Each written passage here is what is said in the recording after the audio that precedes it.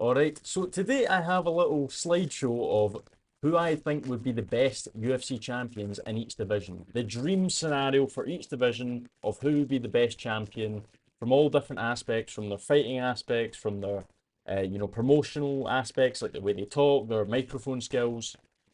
Just who would be the best champion all round for each division. And before we get into it, please like and subscribe, really helps out. And yeah, so I'm gonna go through the rank, or sorry, the divisions, starting from flyweight, finishing with heavyweight. We're not doing women because who really cares about that. Just the men's divisions, and I will give my thoughts on it, and you can disagree. Comment below if leave a comment if you disagree. And yeah, so for flyweight, I have Manel Cap. Obviously, just now it is Joshua Van who's the champion. Champion, everyone says, obviously that wasn't really like a win against Pantoja, but he is the champion. Uh, Obviously, they're going to rematch us. Oh no, sorry, they're not rematching. It's Taylor. He's fighting Taylor. And we'll see how that goes. But neither of them, I don't think they'd be the best champions. Obviously, Van has like a good, like a fan-friendly fight style, but I believe Cap would be the best champion because his fight style is pretty good and his mic skills are really good. Like, do you remember that time? Or before I get into that, I'll say like he's very combative. He's not afraid to go after someone. Pre-fight, especially if your name is Muhammad Makayev. Like, remember that whole thing before their fight? Like in the back, he was like, they were like fighting or whatever in the, was it the Apex? I can't, or the hotel or something like that. And that was funny. Like, that's cool. Kinda, obviously, like that. Dana White was not happy about that, but there was that. There was, remember when he fought in the same card as Adesanya when Adesanya was fighting Strickland, and at the press conference he was talking a lot of smack to Adesanya and his whole team to Kai Kara France. He was pointing him in the crowd like, I think he called him a midget or something. I can't remember.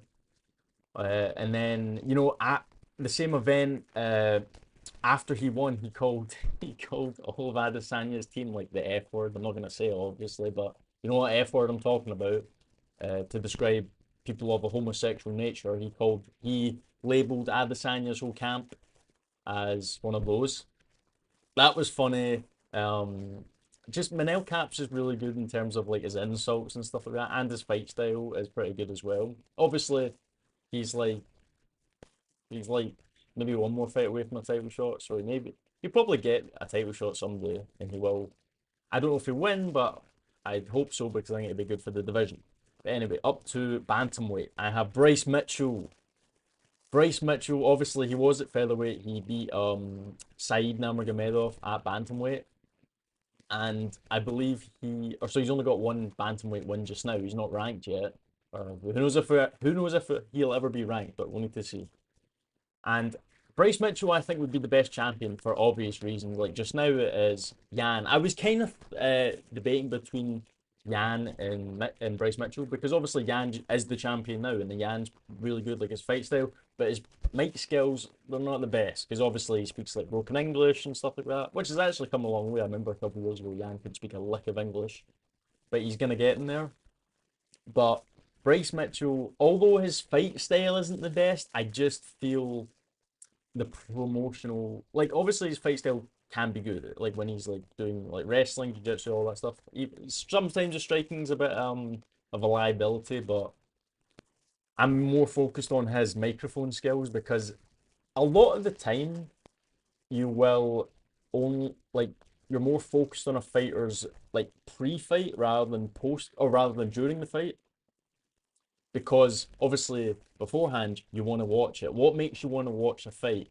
It's what the fighter does beforehand, before the fight. And Bryce Mitchell, in the last 18 months, Bryce Mitchell has really put himself out there. Remember last year about the whole about the whole podcast where he was in his own podcast and he was talking about the Big H and and the German faction during the Second World War and all that stuff about the Netanyahu types. So and that was funny. And what else? He just goes after everyone he doesn't like. He just says all this stuff. Like even like a couple of weeks ago, he was like saying to who was it? He was saying it to. Aiden Ross or something like that. I think you like called him to Aiden Ross, and it's like you're just talking about you, the certain groups of people and all that stuff. They're a bit you got to watch yourself with them. So Bryce Mitchell is quite funny to watch, and obviously is fan friendly. Like he's American. He's like old. He's like that hillbilly type of like a farmer. He is quite fun to watch beforehand. Obviously during the fight it's like you get sometimes it's good, sometimes it's alright. But yeah, but I don't think he'll get champion at bantamweight just because obviously he's not the greatest. I don't think he'll be I don't think he'll probably even get to top five. Never mind ranked. I think he'll get ranked at some point, but not top five. I don't think he's good enough to get to top five. But that's who I put for bantamweight. I think he would be the best. And now to featherweight, I've got Gene Silva. And this was like I was kind of like Gene Silva, and I was looking through the featherweight rankings, and I was like, yeah, probably featherweight for Gene Silva, or probably Gene Silva for featherweight because featherweight has a lot of good fighters. You got Volkanovski, you got Lopez, you got Murphy, all that stuff. But they're all really bland. Like even Volkanovski's had his moments. Don't get me wrong, but a lot of the time, like as at the press conference and in his fighting style, because a lot of time he will get just like decisions and stuff like that. And at press conferences, he's a bit like like we'll find out Saturday night, and yeah, I'm good. Very bland things, right? Whereas Gene Silva, he like gets a finish every time. If Gene Silva doesn't win, obviously I'm saying this now, but he just got a decision against Arnold Allen. Arnold Allen's like never been finished, so I guess you could say like that's quite uh like you can't really blame him for not getting the finish against Arnold Allen or whatever. But usually he gets a finish and he gets like a really cool finish. And then like obviously his last fight before the Arnold or during the Arnold Allen fight just before it, like the whole thing with the bell and he's like scream like obviously it's really cringy, but it is kind of funny to watch and it does kind of bring out this character in him. And even the barking and stuff, I don't really like the barking that much, but I guess some people do, and some people find it kind of funny. But he kind of drags in people to watch the fight because it's either people want to watch him win because they like him for whatever reason, or they want to watch him lose because they hate him for like the cringy barking or like when he fought Bryce Mitchell, it was like people really wanted him to lose, or some people wanted Bryce to lose, some people wanted Gene Silva to lose. So that's why a lot of people tuned in to the fight. But he is quite entertaining fight wise, microphone wise, and I think ideally if he was like uh to get even better, obviously he did lose to Lopez, but if he was somehow to even rematch Lopez and win and maybe get to the belt, I think he would be the more entertaining champion. I think he would be more entertaining than anyone else at featherweight, and I think that'd be good for the division.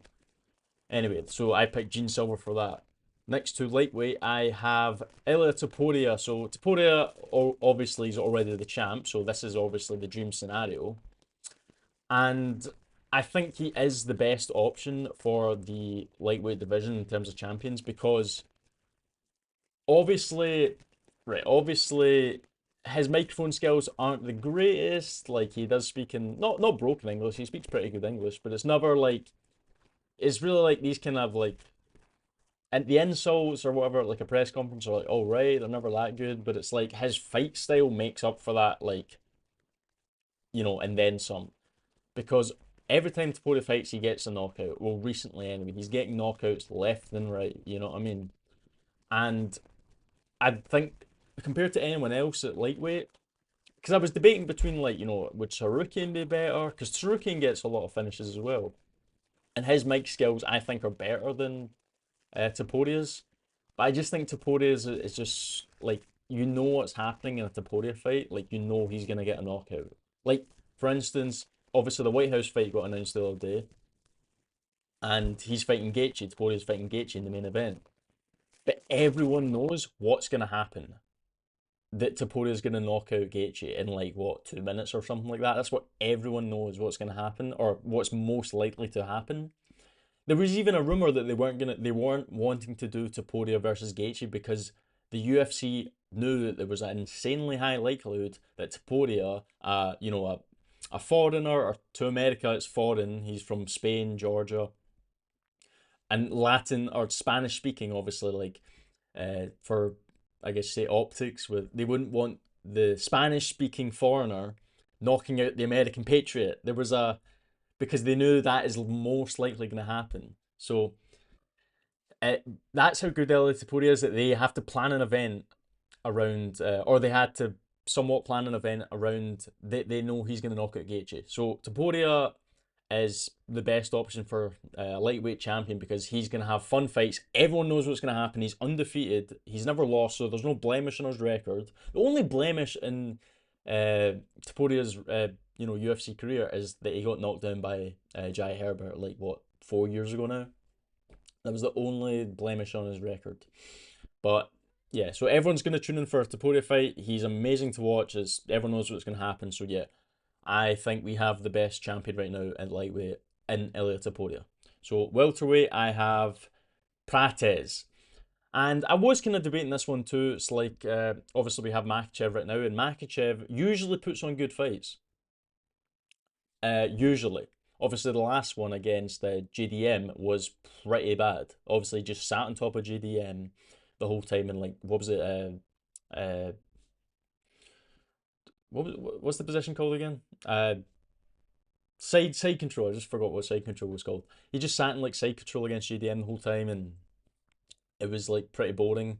But it's not even that. It's like for Prates is very fan friendly because he's a striker. He gets knockouts, and he's pretty like marketable. Like his personality, even like the whole like smoking the cigarettes thing and all that stuff is pretty marketable. Like a lot of, don't get me wrong, I'm not gonna be like, oh my god, he smoked a cigarette. It's like, oh, like, you know what I mean? It's like not that. It's not like that, but like to the casual, like these everyday like casual fans who are like, that probably call the UFC or they call MMA UFC. Like, do you do UFC? And it's like, you know what I mean?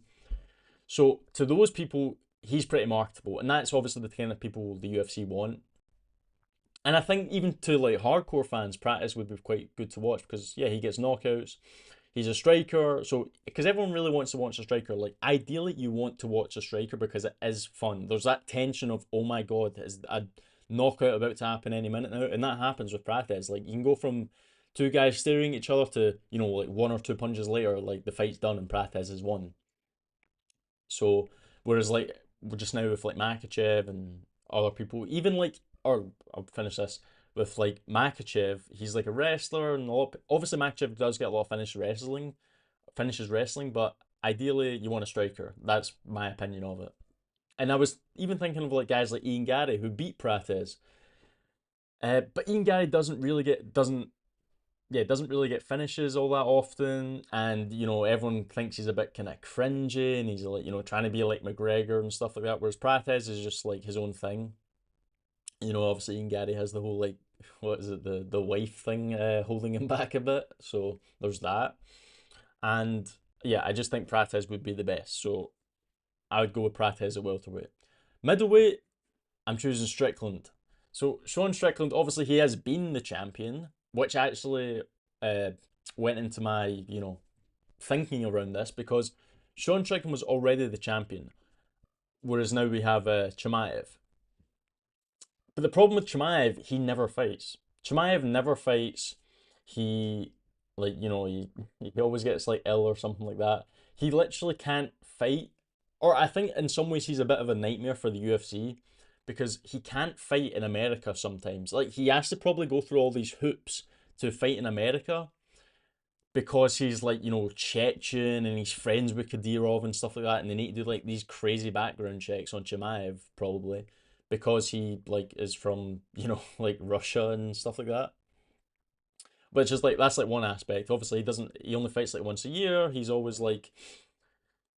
probably very difficult to deal with in terms of negotiations for the UFC. Whereas Strickland can like fight anywhere. Obviously, Strickland's fight style isn't the greatest, and it's quite teepy and teeps and jabs, as everyone says. Like he, teeps and jabs his way to the decision. And his recent fight with Hernandez, he got a finish, which hopefully, if he keeps that up, he'll be looking good. But obviously, we're all here for Sean. Every time you watch Sean Strickland, we all know we're here for the pre-fight press conference, the pre-fight media day, as we just seen with his last fight, during, like he was saying like stuff about the NFL and Bad Bunny and women and stuff like that.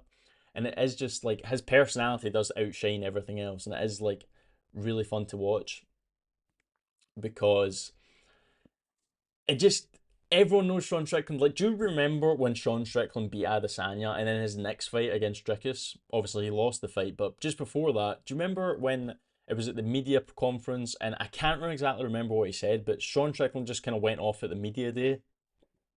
You know, he was like saying, controversial things and stuff like that. And I remember, like, do you remember the video that blew up? It got like 20 million views on Twitter, and it was people were calling for what was it? They were calling for like Sean Strickland to be cancelled, like the event should get replaced or something like that. Like his belt should be stripped from him because he's like so controversial, and that is part of why I want Sean Strickland to be a champion, because it would bring a lot of hype, or not hype, but like eyes back to the middleweight division. I'm not just gonna say hype because obviously Sean Strickland's fights most of the time you know what's gonna happen. It's gonna be a decision, but I feel like part of the enjoyment is seeing him talk before the fight, because it makes you want to watch the fight, because obviously he does the whole thing where it's like, I'm doing this for you guys and I'm gonna fuck this guy up here and all that stuff. So which is quite funny. Obviously that's kind of worn out, but I feel like it does make the enjoyment better. And just the controversy around Sean Strickland as a champion would it just would be better, I think. Better than Chimaev. Do I think Strickland will become the champion again? Maybe. Like, I'm more leaning no, obviously. Like, I don't think he would get past Chimaev, but who knows? Who knows?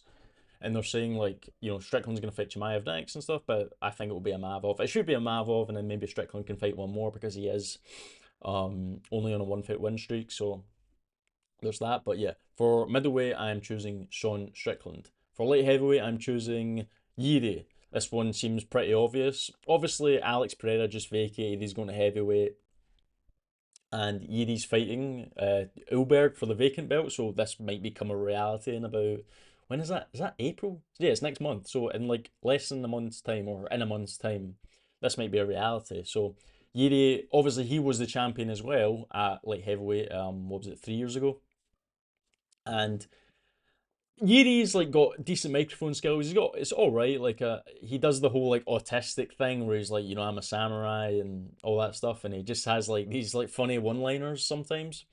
But obviously the big thing with Yuri is his fighting. Like he is just a pure like awkward striker. You never know what you're gonna get. Like Yuri could be getting beat for like 15 minutes of a fight, or like 10 minutes of a 15-minute fight, and then in the third round just come back and just knock the guy out, like we've seen with Khalil Roundtree, like we even seen with what's his name, Rakitic, yeah, Rakic. I'm thinking of like a football player. Yeah, with Rakic, where he was getting like his legs chewed up and all that stuff, and then like in the second, the third round, he came back and just won. Like everyone after like the first round, even in the Roundtree fight, you just count Yuri out because he is just getting beaten so bad. But you got to remember, it's Yuri. He can just come back and just do whatever he wants. It feels like unless your name's like Alex Pereira, chances are Yuri Perez is gonna beat you. So I think Yuri as the champion would be the best scenario. He's very fan friendly, very casual friendly, like striker. He never wrestles. It's very rare that Yuri wrestles or even like ends up in a clinch position, because always obviously, even if it's not wrestling, clinching is another bad thing, because you would just see two guys clinching up against the cage. It slows down the fight. People want action, and that's what Yuri does best. He's doing the whole like dipping and like the weird movements, and he does like uppercuts from like random places and big, and he doesn't really throw overhands, but like he's just very wild. He'll throw like kicks, high kicks. So Yuri would be the best option. And just the autistic part is quite funny as well, so I think that would add to it immensely. And for the final division, heavyweight, I have got Tom Aspinall. Obviously, Tom Aspinall is the current champion, and what is it? Gan and Pereira are going to fight for the interim belt in the White House card, and obviously Tom Aspinall is injured, and that's obviously why the interim belt is being made. And I did debate whether I wanted Pereira as the champion or Aspinall as the champion, but we got to remember Aspinall has like a 2 minute fight average fight time. He gets knockouts like all the time, or yeah, he gets them all the time, and he gets them done quickly. And because I was debating, because you have Pereira who's like a striker, Aspinall was obviously a striker pretty much as well, and he'll resort to wrestling if he ever needs it. But I think Aspinall would be the best one. Aspinall, he speaks English. He has all these things like the thing with Nina Drama where he's like, you ever been thingied by an MMA fighter, that. So there was that. There's the whole John Jones thing where he was making light of it. The duck thing where he was in the crowd and held the duck up, and he was pretty good. Pereira, and I was debating, obviously Pereira as well, but Pereira, like, the only thing that holds him back is like he doesn't speak much English, and I think obviously just says Chama and lets the fighting speak for himself. But I think Tom Aspinall would be the best option for heavyweight, just in terms of fighting as well, because he does have really short fight times and it is pretty entertaining. Whenever a Tom Aspinall fight starts, you're just like you just know it's never gonna get to the second round. It's always gonna be like a first round KO. So yeah, that's why I choose Aspinall. He's fan friendly. He's native English speaker, so that's gonna help with the microphone skills, and he is quite funny as well at times. So yeah, but that's the video. That's who I've got for every dream champion in the UFC in the men's divisions. So if you liked the video, please like and subscribe. Really helps out. If you disagreed, if you think I made a mistake, if you think someone else should be in whatever slot, comment below, leave a comment, and I will see you later. Bye.